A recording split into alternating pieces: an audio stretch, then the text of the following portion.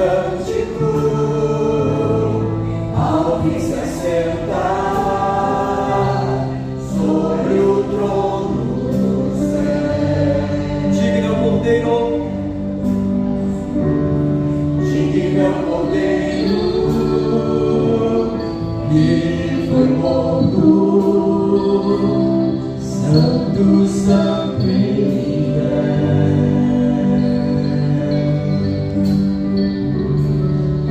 novo cântico ao que se assentar sobre o trono do céu.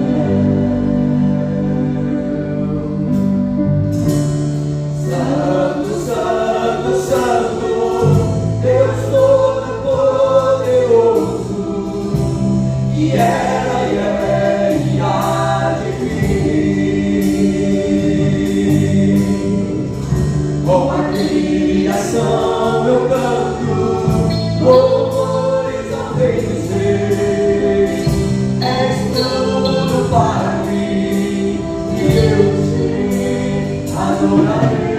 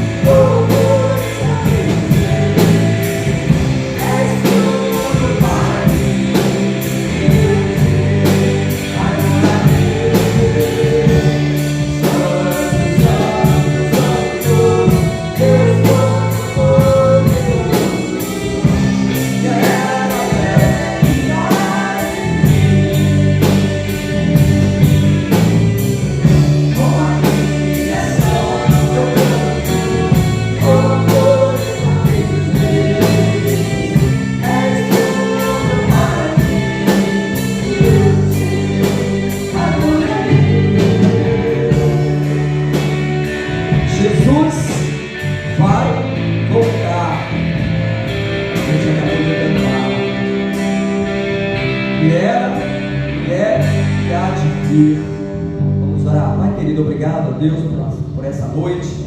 Obrigado pelo privilégio de termos estado nesse lugar, Deus, para adorar, bendizer o teu santo nome, ouvir a tua palavra, Deus, também aprender mais um pouco a respeito das coisas eternas, ó Deus, pertencente ao Reino Celestial, Deus.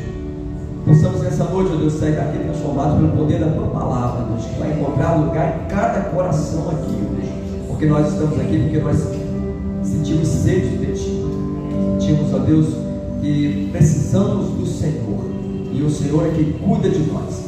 Abençoe cada um que já está aqui, ó Deus. Nossos irmãos estão vindo para cá também. Cheguem debaixo da tua paz e possamos aqui juntos cultuarmos ao Senhor, porque o Senhor é digno de todo louvor, toda honra e toda glória. No nome de Jesus, amém. Amém.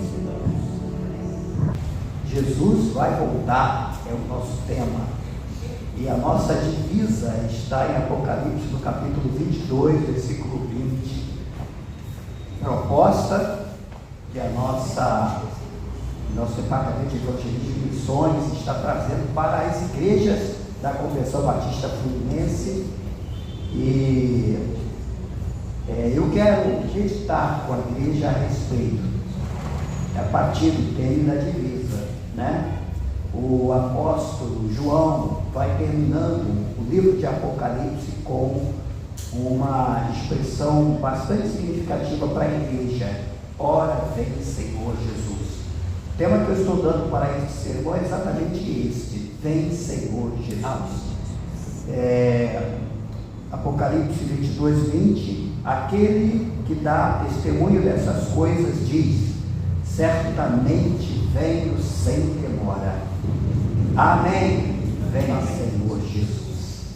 Então, esse texto, meus irmãos, retrata uma espera, não uma mera espera, uma espera e fundamentada em uma expectativa, a partir da nossa experiência de conversão, da experiência do cristão quando tem um encontro verdadeiro e genuíno com Cristo.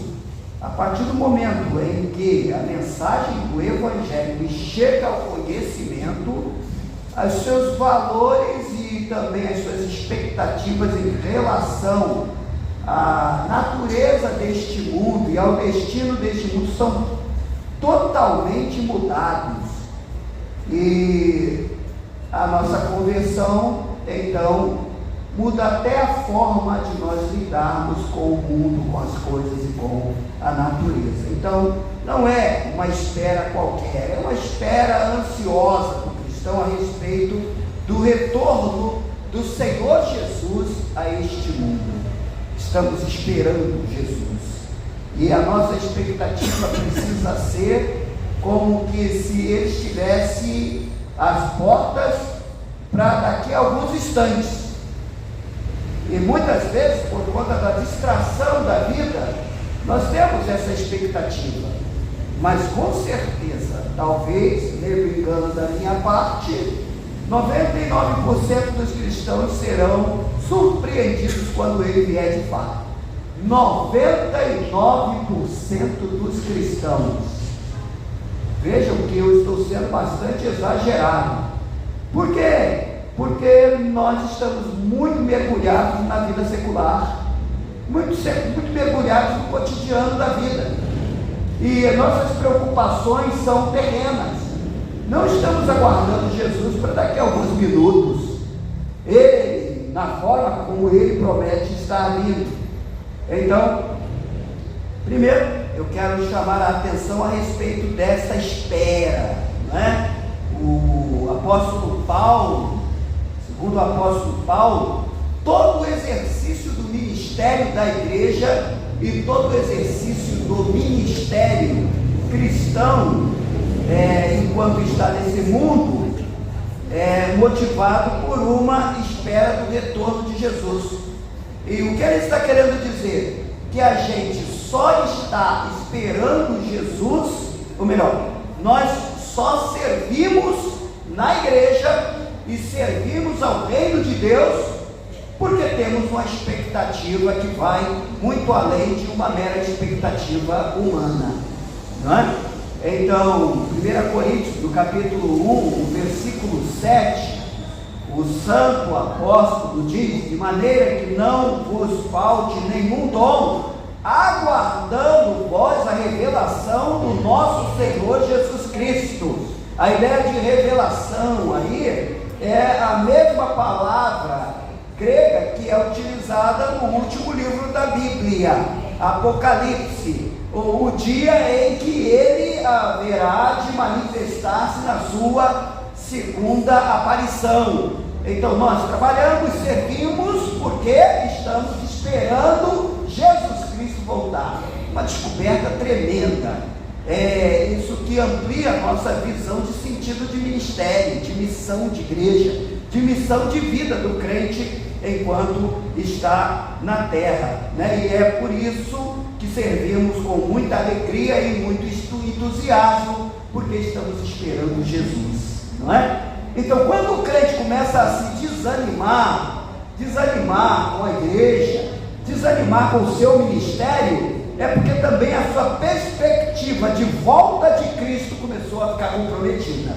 Alguma coisa está interferindo em termos de expectativa, da sua expectativa maior. Então, essa ideia de esperança, né? Mas a igreja de Jesus, eu penso que também está muito ansiosa, precisa estar ansiosa. A ideia de ansiedade aqui, eu poderia comparar como alguém que está prestes a adquirir uma casa nova.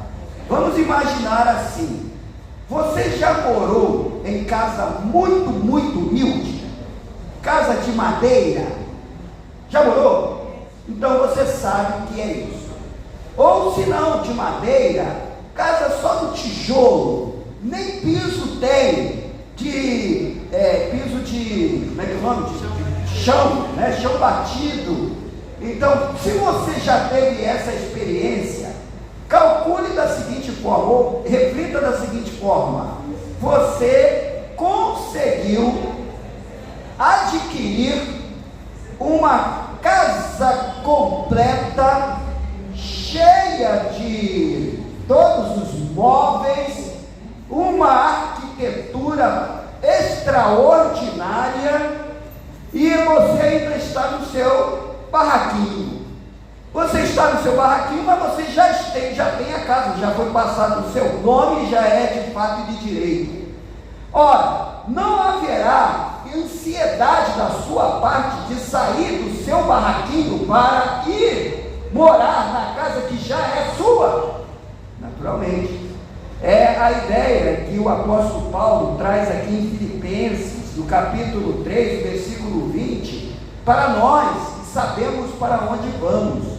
O apóstolo Paulo diz o seguinte: pois a nossa pátria está nos céus, de onde também aguardamos o Salvador, o Senhor Jesus Cristo. Essa ideia de aguardar não é uma espera sem muita expectativa, não, é algo tremendo. O apóstolo Paulo, ele está sob essa expectativa de que Jesus Cristo está às portas, está pronto para retornar a esse mundo, e ele tem em mente o retorno de Jesus, não é apenas para este mundo e esta terra, mas é para nos levarmos às mansões celestiais, aquilo que foi preparado para nós desde antes da fundação do mundo. Então, ele está falando de uma grande expectativa. Quando eu estava pensando aqui nesse sermão a respeito de expectativa, os irmãos já ouviram falar em Barra da Tijuca? Barra da Tijuca? Barra da Tijuca é um bairro lá na zona sul do Rio de Janeiro, que é muito novo, é um dos bairros mais novos do Rio de Janeiro. Você sabia? Então, o que é a Barra da Tijuca? Antes era um lugar que não tinha muito valor, não. Na verdade, tinha até algumas regiões lá na Barra da Tijuca que era tipo aqui, como antigamente era o Jardim Esperança, vários pântanos, lugares que alagados, coisa desse tipo, né? Então, a Barra da Tijuca começou a receber um olhar diferenciado e começaram alguns empreendedores a investir muito naquela região. No entanto, vocês sabem qual é o tipo de perfil dos moradores da Barra da Tijuca? Os moradores da Barra da Tijuca não são sulistas, não são aqueles que nasceram na zona sul do Rio de Janeiro. Não, os moradores lá da Barra da Tijuca são gente que veio de Caxias, da região oeste, de Pilares, de São João de Meriti, pessoal o quê? Que era chamado lá na década de 80 de emergente. Quem eram os emergentes? Eram aquelas pessoas que eram muito pobres ou pobres e que por conta do seu negócio vieram a prosperar, e à medida em que foram prosperando, tiveram condição de comprar patrimônio na Barra da Tijuca. Não podiam comprar em Ipanema ou Copacabana ou naquelas regiões, mas a Barra da Tijuca estava emergindo, então ali podiam comprar. Vai agora lá comprar alguma coisa na Barra da Tijuca para você ver. A ideia é alguém que não tinha condições e agora tem todas as possibilidades diante de si. Quantas pessoas agora se dizem realizadas? Você vai hoje fazer um passeio lá na Barra da Tijuca, conhecer o bairro, então você vê a qualidade de vida altíssima. Muita gente lá da Ilha do Governador saiu da Ilha do Governador para morar na Barra da Tijuca. E por quê? Por causa da qualidade de vida. Então a expectativa, o empenho, o esforço para melhorar de qualidade de vida. Agora, qual é a expectativa do crente em relação à volta de Cristo? Olha, nós trabalhamos, nós investimos no reino de Deus, sabe por quê? Quanto mais rápido o mundo conhecer a Jesus, mais rápido a gente vai para casa. Está dando para entender? Então, quem não ganha almas para Jesus, quem não compartilha o Evangelho, quem não fala do reino de Deus, não está muito interessado em ir para casa, não. Por quê? Porque é um condicional aqui, a gente vai ver isso mais adiante. Então, nós temos aqui uma promessa solene sendo feita, e eu quero chamar a atenção dos irmãos. A promessa é baseada em um testemunho que é declarado.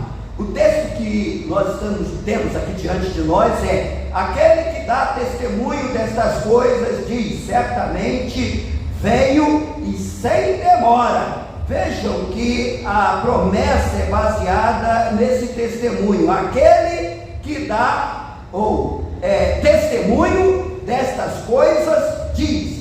Então, quem é a pessoa que está dando o testemunho aqui? É João ali na ilha de Patmos, mediante a todas as visões que ele está recebendo pelo Espírito Santo da parte do próprio Deus. Então é isso que ele está escrevendo. Essas palavras procedem de João? Não, absolutamente. Por quê? Porque o nosso texto diz que certamente veio sem demora. Quem está dando o testemunho é o próprio Jesus. Então, Jesus é quem está dando o testemunho, e por isso não se trata daquilo que parte de João. E que testemunho Jesus tem dado? Ao longo da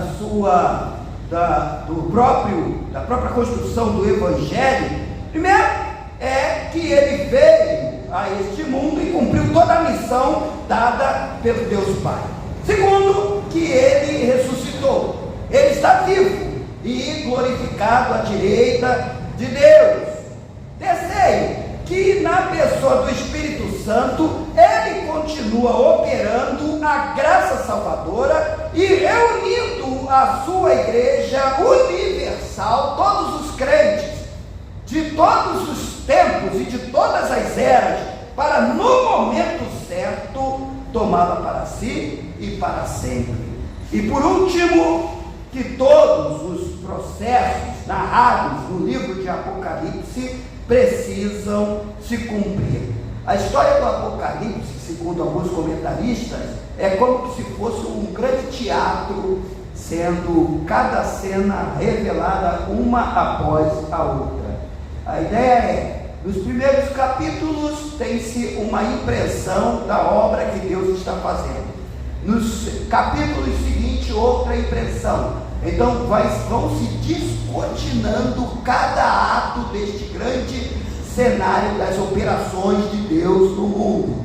E é a odisseia da humanidade e também o ministério da graça salvadora de Deus, que vai, no decorrer da história da humanidade, enfrentando os grandes desafios, os grandes adversários, até chegar ao fim de tudo, que é lá os capítulos 19, 20, 21 e 22 desse livro. Então, aqui nós vemos todos os processos narrados. O Senhor Jesus está dando o seu testemunho de todas essas coisas que precisam se cumprir, tudo precisa acontecer e que tudo está sob o controle de Deus totalmente. Então a promessa que está sendo feita é: certamente cedo vem. Essa ideia de cedo, ela é intrigante, e até para os antigos foi por muito tempo intrigante. Por quê? Porque havia uma expectativa de que naqueles mesmos dias, os quais vários discípulos e muitos seguidores de Jesus o viram subir, estavam esperando o seu retorno para aquele mesmo tempo, para aquele mesmo século. Havia uma expectativa muito grande, mas à medida em que a igreja cristã vai tomando maiores proporções e Cristo não volta, então os apóstolos começam a considerar, a refletir essa ideia de cedo sob uma outra perspectiva. O apóstolo Pedro então vai considerar o cedo da seguinte forma: bem, 1 ano para ou 1000 anos para o Senhor é como um dia, e um dia é como 1000 anos. Ele faz esse tipo de consideração. Isso para o quê? Para estar redefinindo a ideia de imediatez do retorno de Jesus. Então, eles mesmos morreram com essa expectativa: ele voltará em breve a este mundo. Morreram e não viram Jesus voltar. Os cristãos do segundo século, sob essa mesma mensagem: certamente cedo venho, trabalharam, serviram a igreja de Deus enquanto na terra, proclamaram o evangelho conforme esta narrativa, morreram e não viram o Cristo voltar. E no terceiro, quarto século, e agora a gente está chegando no terceiro milênio, nós estamos diante da mesma promessa. Possivelmente alguns de vocês morrerão e não verão o Cristo voltar. Então isso anula e invalida a promessa que está nas Escrituras Sagradas? Por que não? Eu poderia verificar sob duas perspectivas. Primeiro, porque nós vamos morrer. E se nós vamos morrer, nós vamos sair desta situação em que nos encontramos e vamos para uma outra. E depois que você morrer, você sabe para onde você vai? Então, se porventura a sua fé está confiada inabalavelmente na promessa de Jesus, você vai encontrar-se com Ele quando você sair desta vida. Ele virá para você.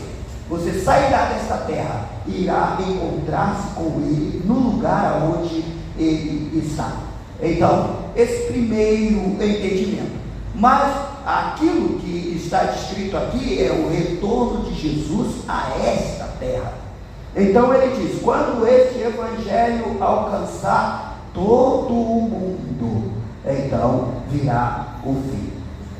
Isso aí para nós é um referencial no sentido de quando e de fato ele virá. É muito interessante que ele não está dizendo nem dia nem hora.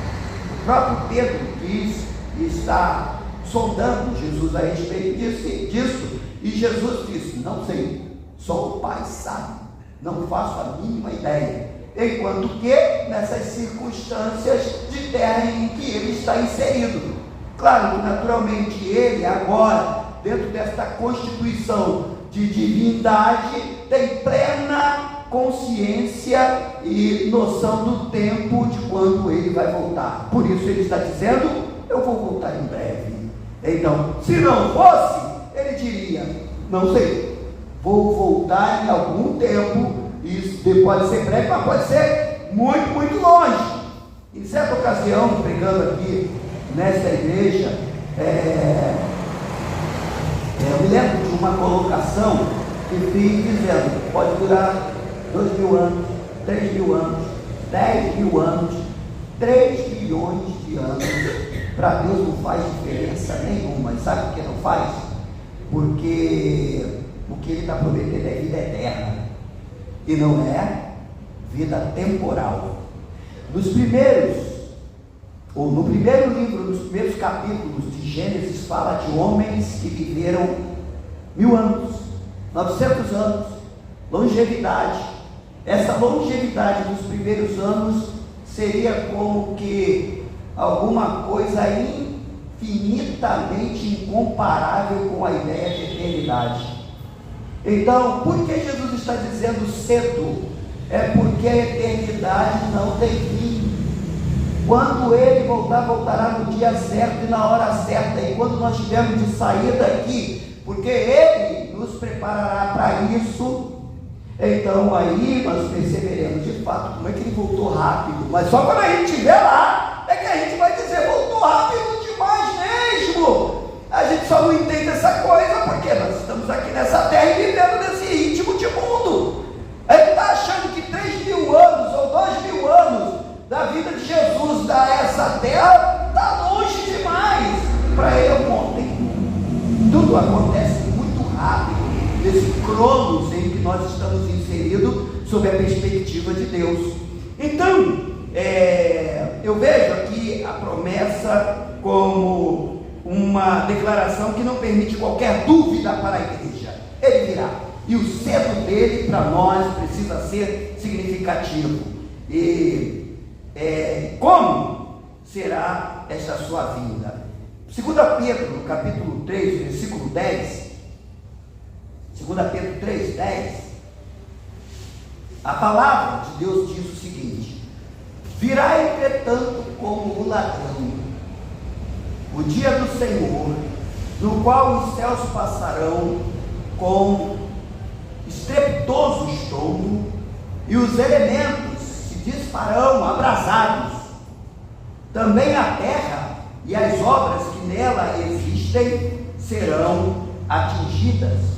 Discurso de Pedro a respeito deste dia, o dia em que Jesus voltar. Então será um dia de terror para o mundo, terror para o mundo, na forma depravada e perdida como o mundo se encontra. Então, o que eu entendo aqui? Nenhum grão de poeira desse mundo prevalecerá. Tudo haverá de ser passado e, como diz o apóstolo Pedro, queimado, porque no fogo há juízo e purificação, não ficará pedra sobre pedra, né?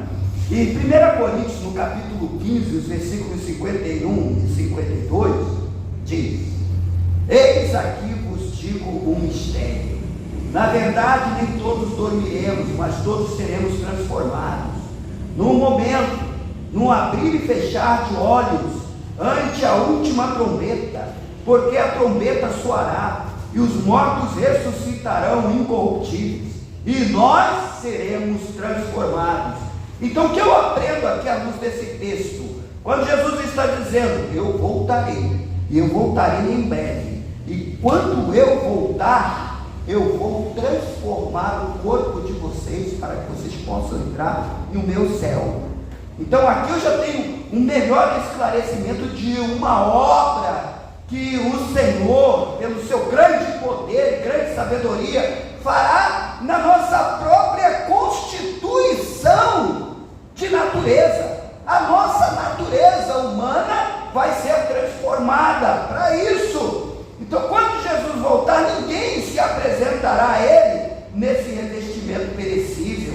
Ele, pelo seu poder, vai mudar todas as nossas características conforme nós estamos neste mundo. Um outro texto que eu separei para compartilhar com os irmãos aqui, está em Mateus, no capítulo 24, versículo 14, palavras do Senhor Jesus, promessa dele: e será pregado este evangelho por todo o mundo, para testemunho de todas as nações, para testemunho a todas as nações, então virá o fim. Aqui eu aprendo o seguinte: a ideia de completude da obra do evangelho.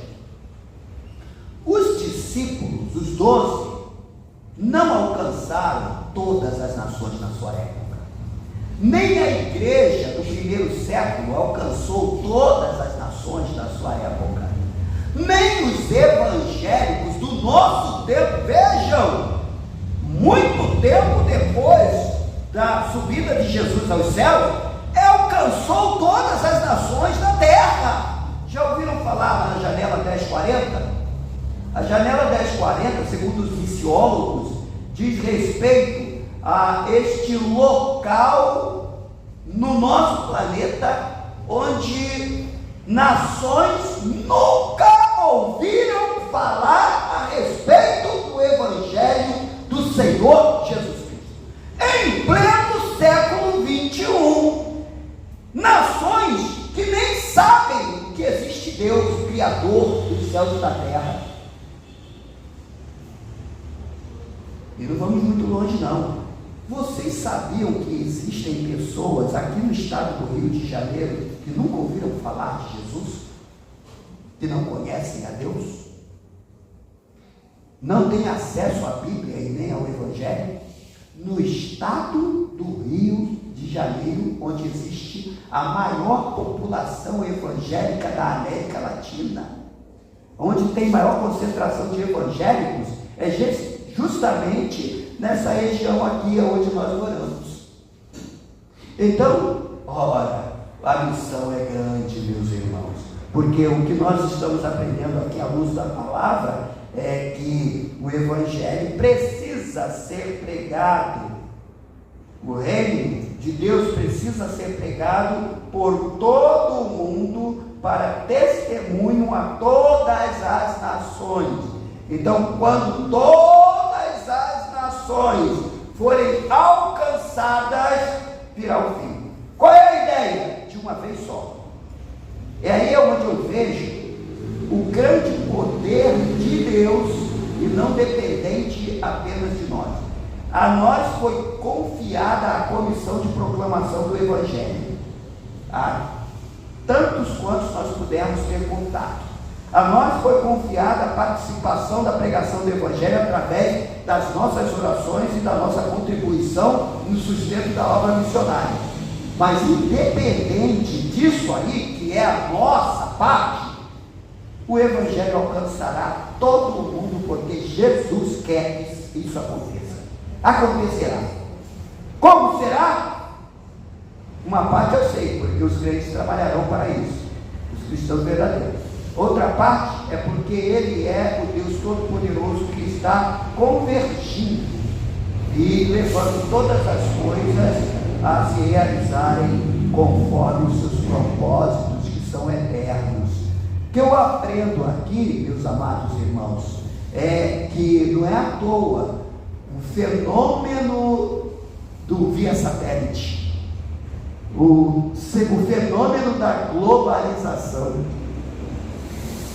este fenômeno que torna aquelas coisas que outrora eram impossíveis de se conceber tão palpável ao nosso tempo. A tecnologia, o avanço da ciência, que tem favorecido a comunicação chegar em todos os lugares.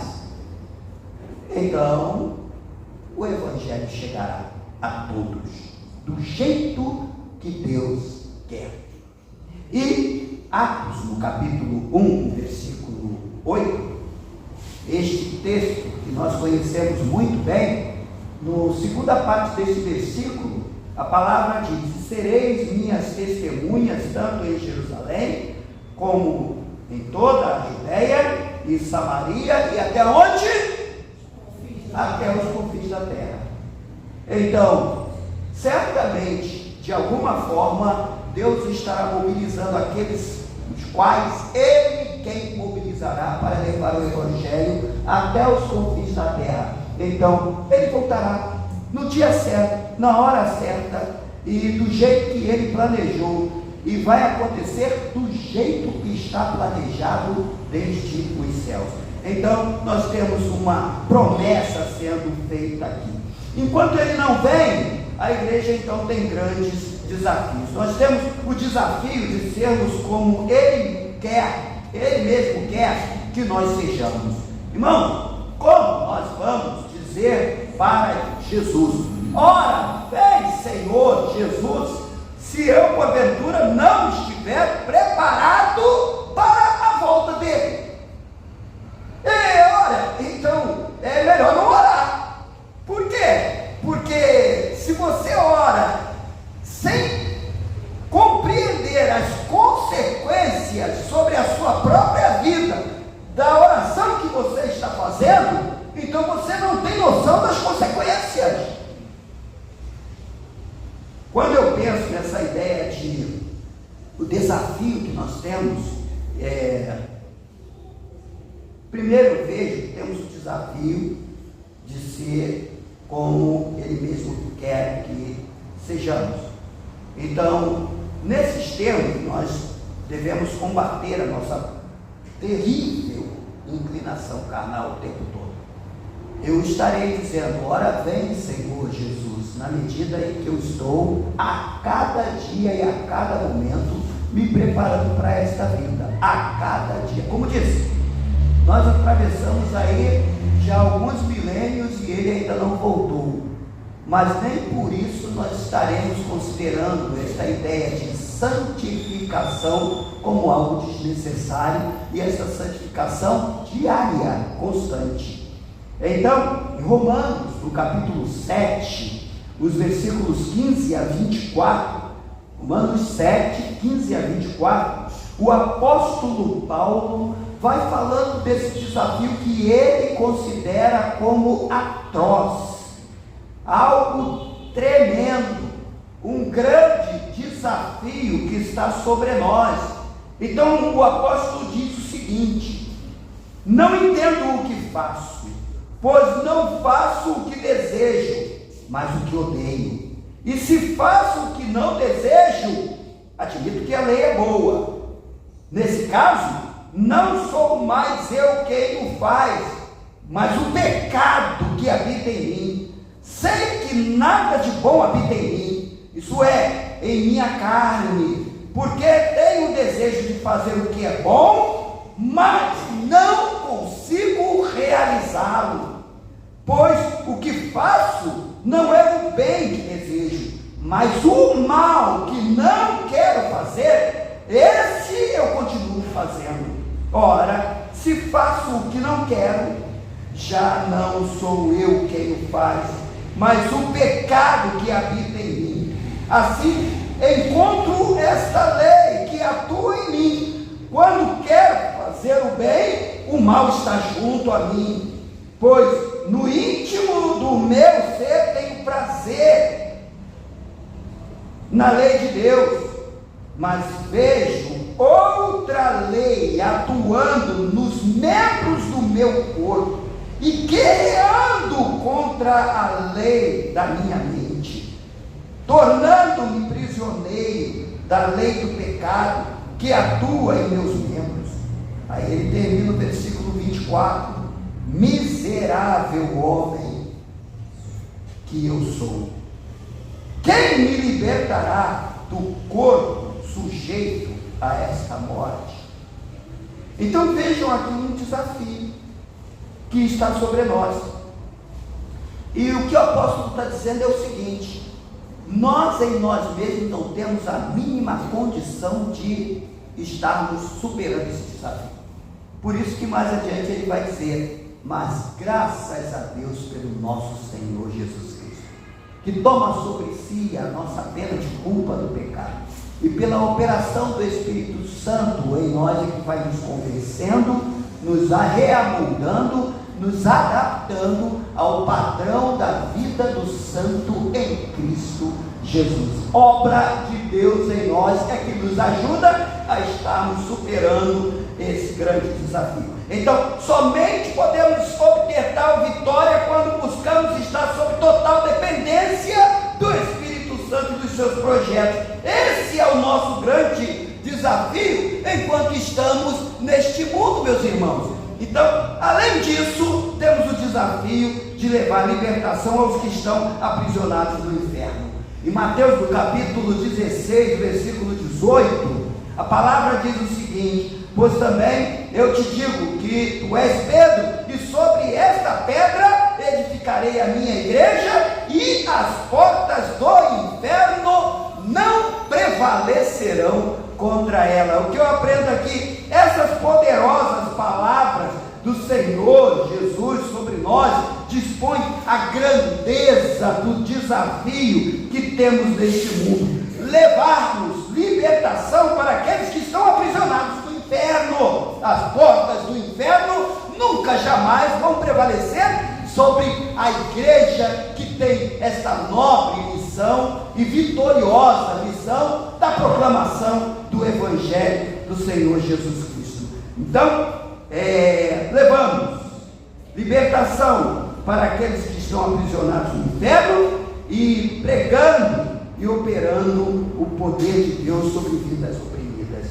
Agora, meus irmãos, diante deste nosso tema e diante dessa nossa expectativa lançada, quanto mais engajados nos propósitos do reino de Deus, eu penso, irmãos, tanto mais desejaremos o retorno do Senhor Jesus a este mundo. Mas ele não depende de nenhum de nós, de nenhum ser humano, para voltar a este mundo. Depender de nós, Jesus não depende. Isso é que deve estar nos mantendo ainda mais alerta. Porque, como diz a própria Escritura, como um ladrão que vem à noite, certamente muitos serão surpreendidos. Por quê? Porque ele não depende de nós, não é? Mas, quais são os sinais? Lá em Mateus capítulo 24, ele trabalha muito essa ideia de sinais dos tempos, né? O sinal que é dado como último sinal, o Evangelho que vai alcançar o mundo todo. Mas quando é que esse Evangelho vai ser alcançado no mundo todo? Eu penso que os grandes atos de Deus na história da humanidade acontecem assim, de uma hora para outra. De uma hora para outra.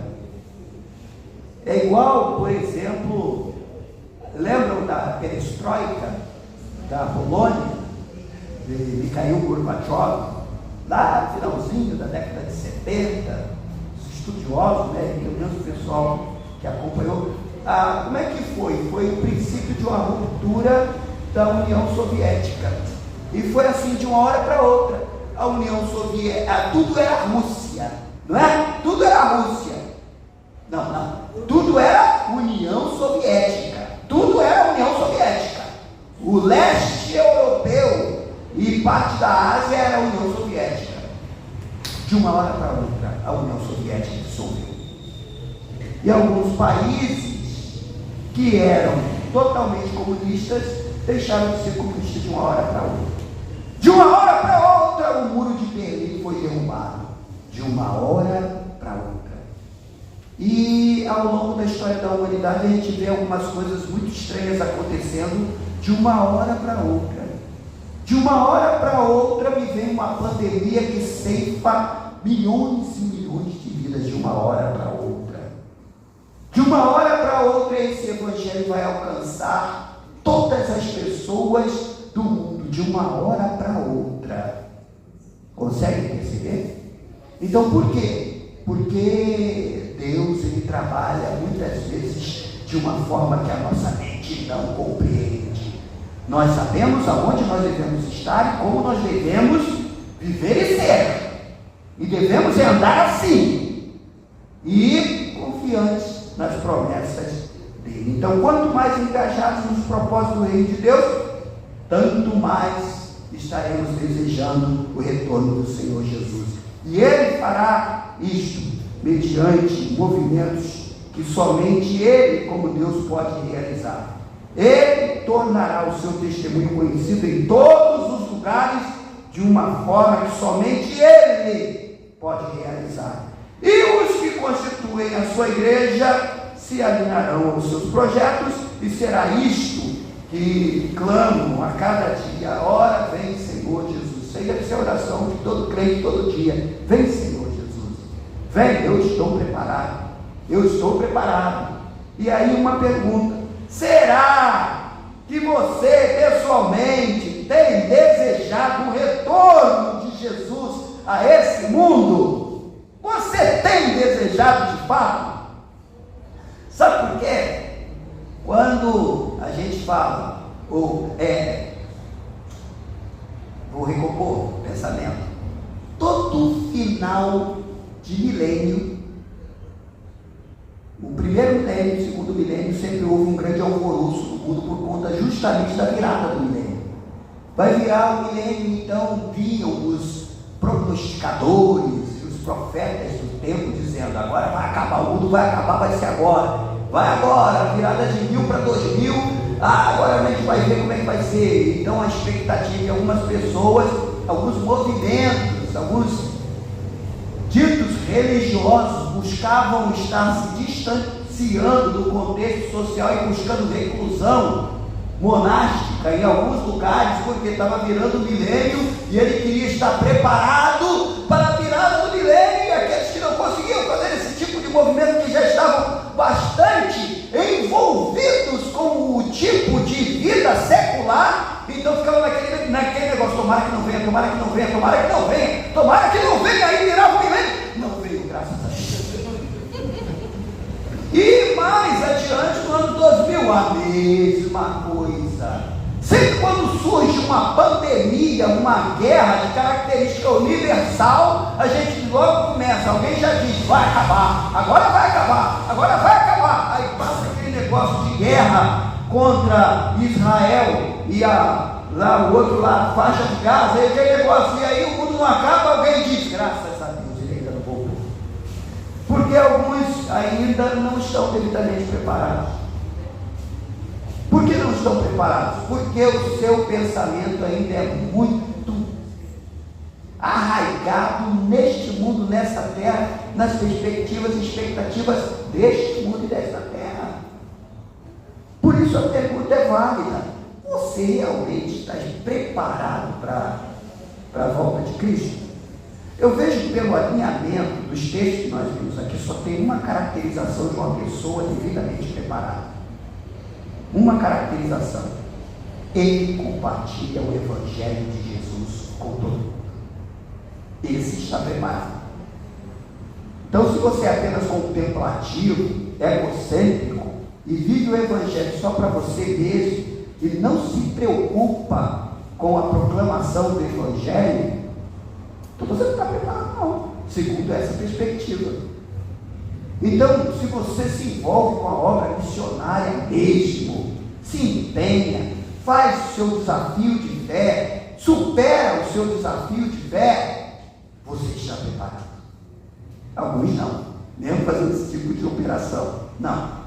Mas vai caracterizar que você está engajado nisto que o Senhor Jesus deseja realizar. Então, meus irmãos, vamos fazer a nossa parte, vamos levar a palavra de Deus aos que não a conhecem, vamos viver nesse mundo de forma genuinamente transformada, um jeito santo, diferente de viver. O nosso tempo hoje, mais do que em qualquer momento da história da humanidade, exige crentes genuínos e verdadeiros, com vida realmente convertidas e transformadas, porque o mundo enlouqueceu, o mundo virou de ponta cabeça, os valores mudaram completamente, e são aqueles crentes genuínos que vão ser exatamente a voz de Deus nesse mundo que está todo perdido, todo perdido.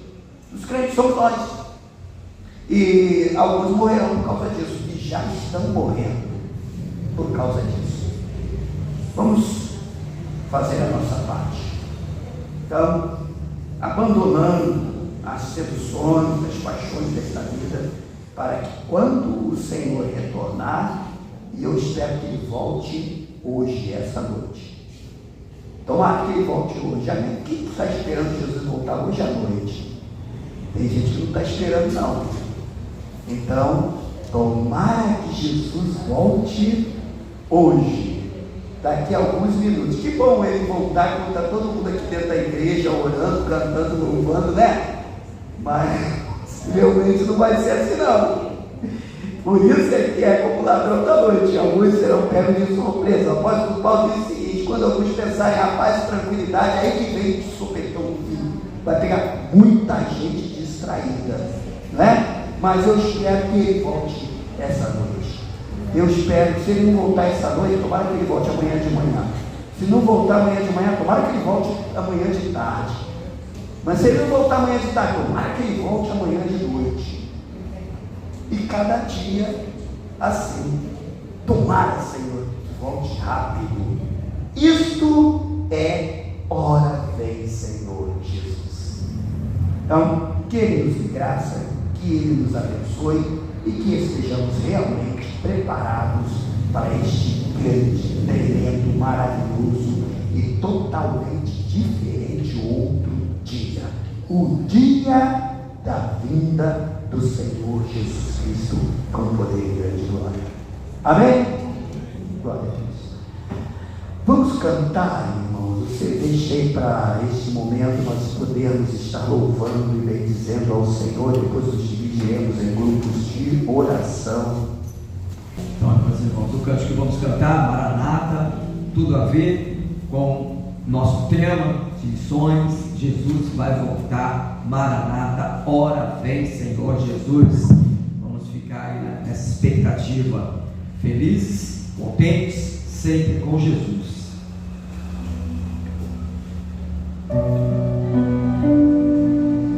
Afinal de contas, o Senhor é a nossa luz, em quem confiamos.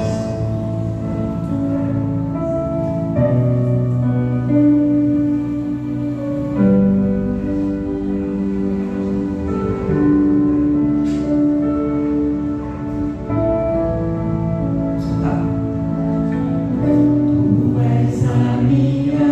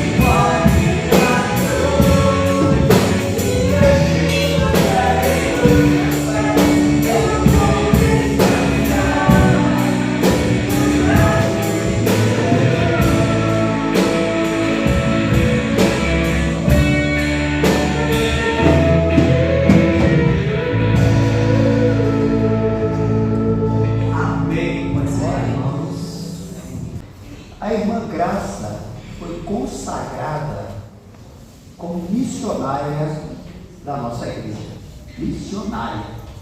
E agora, essa próxima semana, ela estará junto com um grupo de irmãos participando de um projeto evangelístico em Carangola. A partir de amanhã, ela está viajando para Carangola e com uma caravana que vai sair lá da segunda igreja batista de Cabo Frio.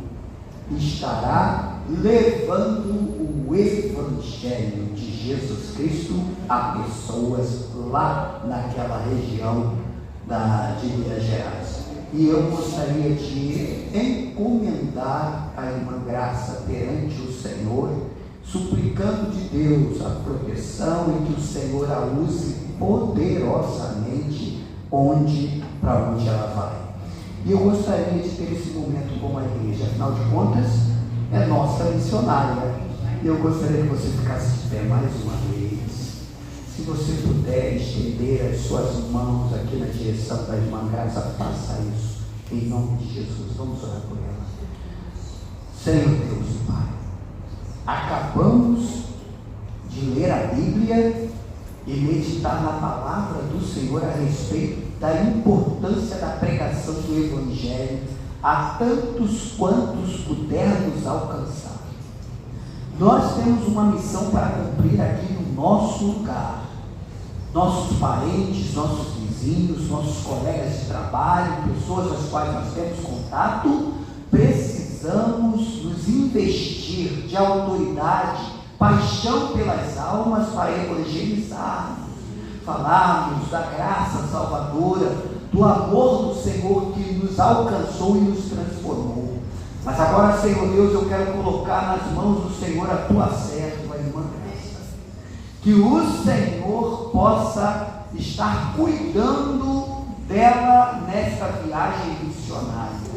Ela possa ir sob teus cuidados, sob a tua proteção, fazer a obra do Senhor, retornar da missão em paz. Senhor Deus, usa poderosamente a vida da tua serva. Coloca em cada momento, em cada ocasião, as palavras que procedem do céu. Que ela seja cheia do Espírito Santo do Senhor. Ó Deus, abençoa para que pessoas possam se converter a Cristo, vir a experimentar a alegria da salvação e a ter a esperança da vida eterna. Usa, Deus, a tua serva. Nós a encomendamos no nome de Jesus, para que ela possa ser um instrumento teu, onde quer que o Senhor a permitir chegar. Em cada lar, em cada lugar, as pessoas que estarão entrando em contato com ela, seja ela, Senhor, luz do céu, luz vindo da parte do Senhor, para trazer nas trevas espirituais a presença de Jesus Cristo. Ó Senhor Deus, abençoe também aqueles mais que estarão caminhando com ela, outros missionários, irmãos que têm colocado o seu coração na obra de evangelização, a paixão pelas almas. Cuida de cada um, completa a tua obra, Senhor. Oramos em nome de Jesus. Amém. Amém. Pai, paz, minha irmã, nesta obra maravilhosa, sabendo que a igreja estará aqui, segurando aqui em cima as portas. Deus a abençoe.